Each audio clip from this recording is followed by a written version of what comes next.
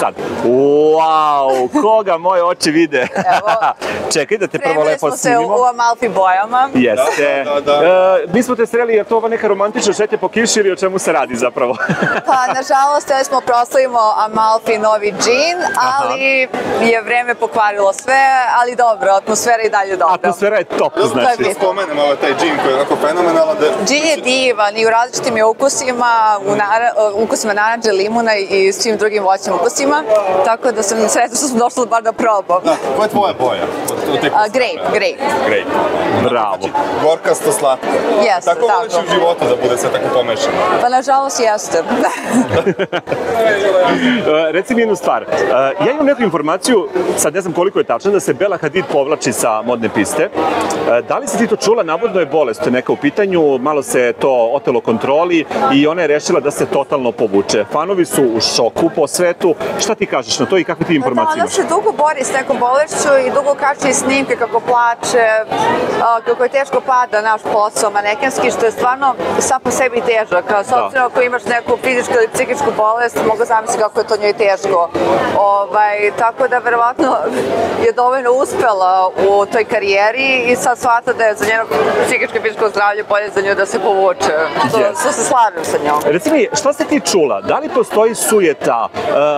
Da li su onako, da kažemo, malo podmeću nogu te svetske zvezde u manekenstvu? Kako se rađivati sa njima? Ne, one su, jako podržavaju druge devojke, druge mlade nade, mnoge koje sam upoznala, Irinu Šajk i Heidi Klum. Irinu Šajk, kad je bila sa Ronaldom ili je tad bila u vezi sa njim? Nije, tad nije bila, ali ona je baš baš sam mislila da ima neku dozu arogantnosti u sebi, ali ona uvek bila puna podrške i prišla bi mi prva da se slikamo, što je meni bilo jako čudno jer ona je velika zvezda. Jeste. Da li si ispratila Fashion Week u Parizu kada je Jelena Karleuša zajedno sa Georginom Rodriguez prošetala modnom pistom? Jeste, ona i još jedan moj drug iz Švajcarske koji je radio za Guess Review, tako da, bila je zanimljiva revija, mogu da kažem. Zanimljiva jako. Kako se JK snašla u ulozi manekenke? Pa zanimljivo, ima tu vazemaljsku facu kao neki zanimljivi fashion face, tako da je bilo zanimljivo. Je dobro koračala? Pa nisam gledala. Mnogi su komentarisali taj njen hod, kao mnogo je oštra, mnogo ovo, mnogo ono. Po slikama se uklapa u taj neki, ne znam, standarde, te neke zanimljive, čudne face manekenske, za modne piste. Jeste. Sad, mnogo je bilo čudnih faca i na Eurosongu. Pa izgleda da to privlači pažnju. Da. Jesi gledala Eurosong, jesi pratila? Jesam, odgledala sam. Pa, svidjela mi se Švedska i Norveška, imali su dosta talenata, imali su dosta i zanimljivih drugih ljudi, naša Teodora je bila divna, ali mislim da oni, da vjerojatno im je bilo zanimljivo neki drugi zanimljivi. Da, koji su malo onako drugačiji, da kažeš malo ekscentrični, da. Jel smatraš da je Eurosong malo prešao granicu normalnog i otišao u ludilo? Pa, znaš kako, muzika je uvek prelazila granicu normalnog i uvek izvođači su uvek bili onako malo imali dozu ekscentričnosti, zato što su oni umetnici, tako da je tako od uvek bilo, nego to mi nismo možda videli do sada javno kao što je u ovoj deceniji. Ali ako se vratimo sad recimo u 80. godine, da li možemo da kažemo da smo mi bili Evropa pre Evrope, ako uzmemo u obzir to da smo 80-ih imali i Olivera Mandića sa štiklama, perikom, šminkao se, gomila tako tih rokera se, ne znam, krstove su crtali po sebi, imali su dobre rokere, dobru modu, od uvek, jeste istina. 90-ih godina smo imali Karamelu, koji se oblačio imitator, naravno. I onda recimo se desi u Maksoviziji da sedi Arkan, pa preko puta Arkana Karamela. I šta je sad to šok, kao? Ne znam, nisam ispratila. Bila sam dete. Da, to ću ti kažem, koliko su ljudi danas nekako se šokiraju na te stvari, a mi smo zapravo imali mnogo šokantnije stvari, čini mi se, tih godina. To jeste šokantno, ali možda u nekim 80. godina smo imali bolje pevače i bili smo u trendu tada, više nego sada, definitivno. Da li smatraš da je naše društvo, da smo mi malo onako lažni moralisti? Naše društvo, da. Pa jesmo. Pa to je ceo svet zapravo ima tu osobinu da su lažni moralisti. Ne samo u našoj zemlji.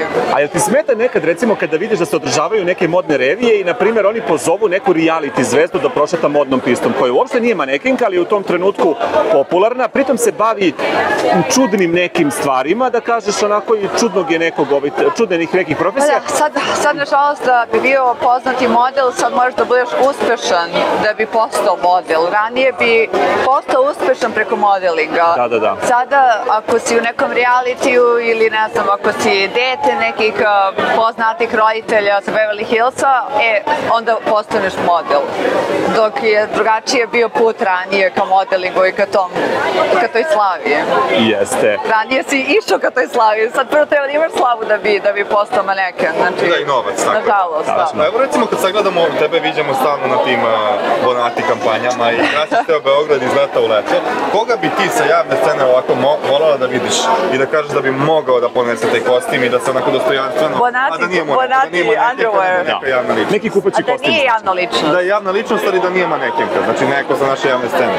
Javna ličnost, a da nije manekenka. Tako je. Koga bi ti obukao taj Bonati kostim i stavila ga na sad mi to teško da zamislim. Možeš i muškarca nekog. Muško, žensko, ko god. Pa ne znam. Možda neka od naših glumica. Neka od naših lepših glumica. Tamara Dragičević. Je to bitno znači da bude dobro telo ili lepa faca? Pa sve zajedno je bitno. Mislim, bitno je kako to sve iznese. Vetar me duva, znači ne mogu više da dajem. Nećemo dugo. Ne mogu više da dajem. Teško ti je da se smisli, znači da baš i nema neki veliki izbor pod nešto po tvome. Ima od glumica, imamo lepe glumice.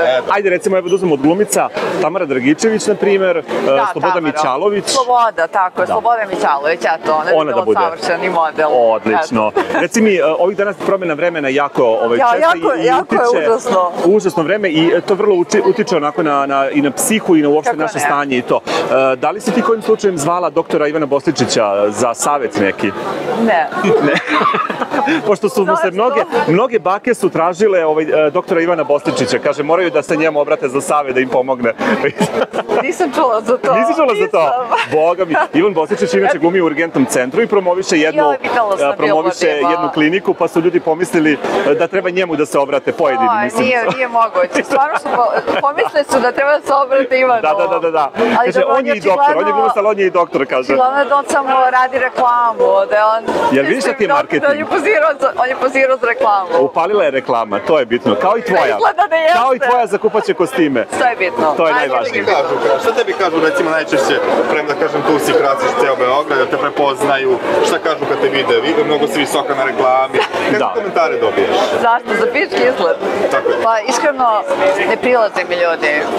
Nisam im zanimljiva. Plaše se možda? Plaše se od moje visine. I evo još jedna pitance. Ne vidim ništa loše mi je, ne vidim od kiše. Loše mi je od kiše. Dobro, sad smo malo u mraku. Sigurno si dobijala ponude za spotove, kojim si te recimo ponudu odbila da je bila primamljiva financijski kod nas, a da prosto nisi htjela da se pojavi? Sve. Nosto dobijam ponude za spotove, ali stvarno ne želim da učestvujem u njima. Jednostavno više volim da radim neke modeling poslove kao što su slike za kampanju, revije i to je to. A neki spot ne bi odbila? Možda bi samo prihvatila neke inostrane, ne znam. Imala sam opcije za neke inostrane pevače, ali ne bi. Zdravko Čolić ništa? Ne pronalaze se o tome. Dobro, Boko. Slušaj, hvala ti puno, vidimo se. Hvala ti.